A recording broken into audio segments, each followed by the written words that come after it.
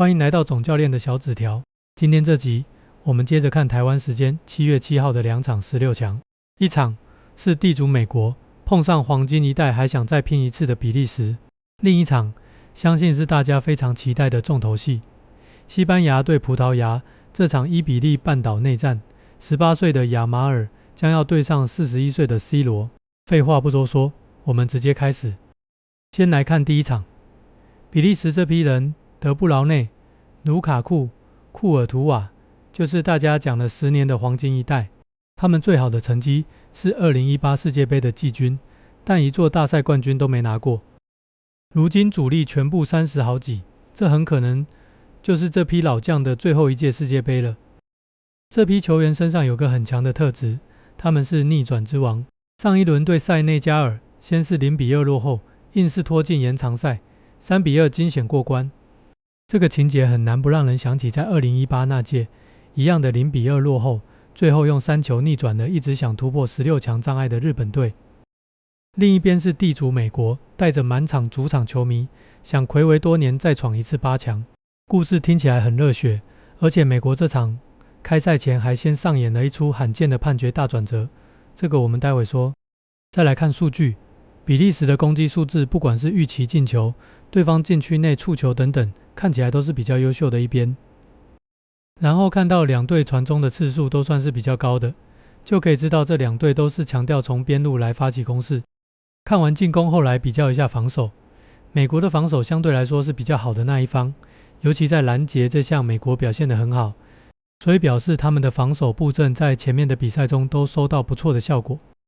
而比利时在守门员成功扑救领先，这就是库尔图瓦强大能力的展现。尽管他已经34岁，身手依然是世界顶尖的门将之一。比利时的灵魂还是中场大师德布劳内，就算过了巅峰，他的传球技巧还是顶级艺术品啊！只要被他观察到一点点空档，他就能把队友一次看似普通的跑位变得极具威胁。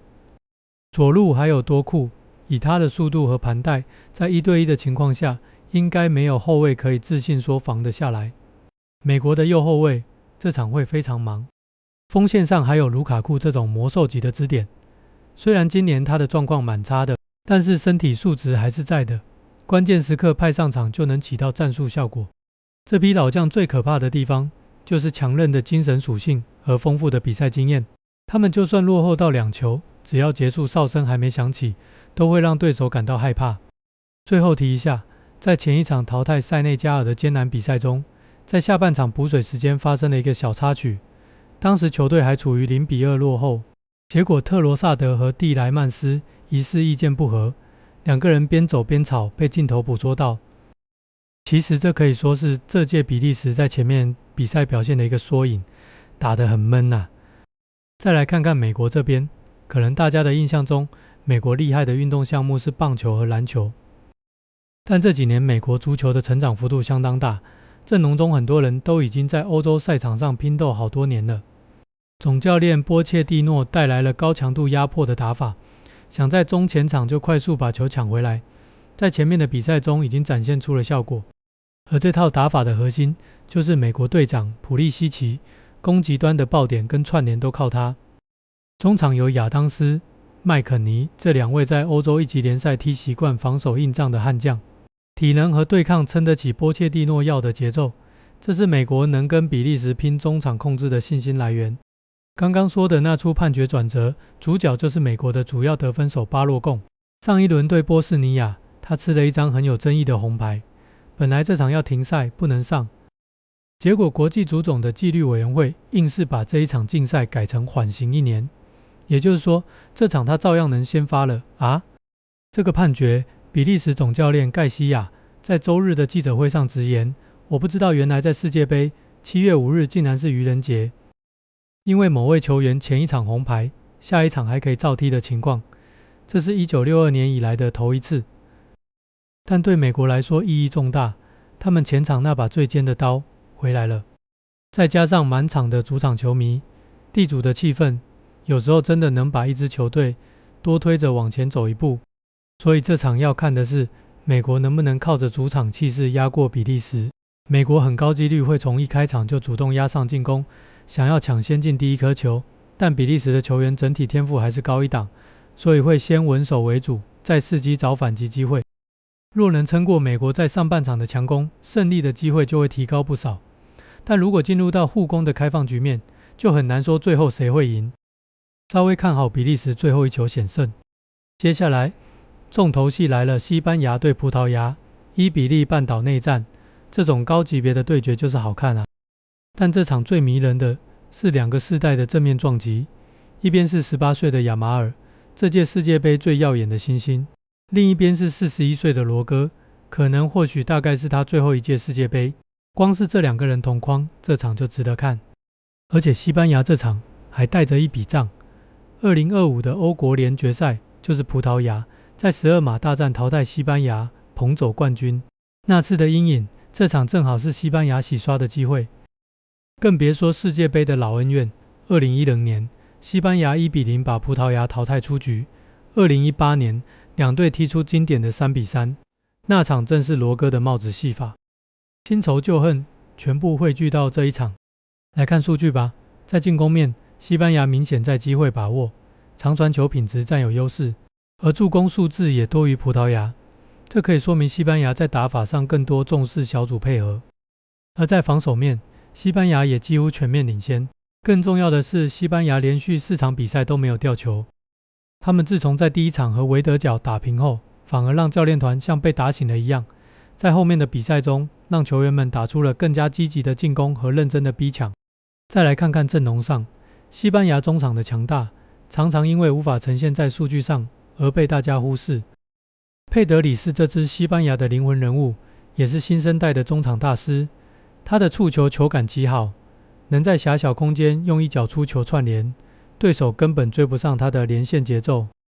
他的传球优雅而且精准，比赛节奏掌控也是顶级的水准。更重要的是，别看他的身形单薄，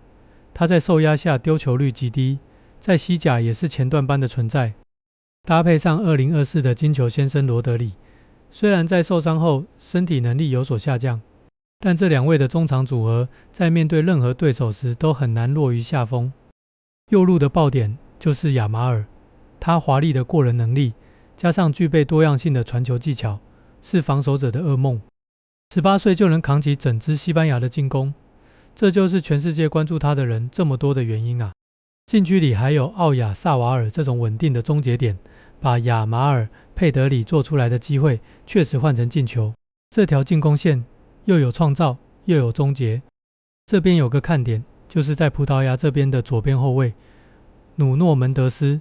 他常常会压上到对方半场很深的位置，所以他身后那块空间刚好就是亚马尔会锁定的地方。所以这条边路的攻防很可能决定整场走向，可以预期会相当精彩啊。这么听起来葡萄牙好像很难赢，当然还是有机会。其实赢球的关键在总教练马丁尼兹身上，他如果能延续上一场对决克罗埃西亚时那样，在换人时间点上更果断的下决定，战局就很难说会怎么变化。还有一个要小心的是拉莫斯，上一轮对克罗埃西亚，就是他在补时第4分钟用一记绝杀把葡萄牙送进16强。这种能从板凳上跳出来改变比赛的人最难防。左路还有莱奥的速度，当葡萄牙需要在快速反击里制造威胁，就得靠他去冲击西班牙的边路。只是葡萄牙还有另一个麻烦需要被解决，他们的3位中场大将布鲁诺、费南德斯、维蒂尼亚、洛昂内维斯会陷入谁来做主持球者的困局。也许不要让他们3位同时都在场上，只需要布鲁诺·费南德斯搭配其他2位其中之一，再配上1位防守为主的中场，会有更好的效果。这个问题如果没被处理好，中场空间一旦被西班牙牢牢控制住，那整体葡萄牙的攻势肯定会不顺。所以总结是，西班牙是更占优势的一方，葡萄牙是把希望赌在几个球星的个人闪光上。淘汰赛当然什么都可能发生，但数据、防线、控场全部都站在西班牙这边，所以我的看法会更偏向西班牙能取得1球以上胜利。2场都看完了，照数据跟盘面，比利时跟西班牙都该晋级，但这2场各自都有一个很难用数据算的东西，比利时那批老将的逆转基因还有葡萄牙球星们的个人能力。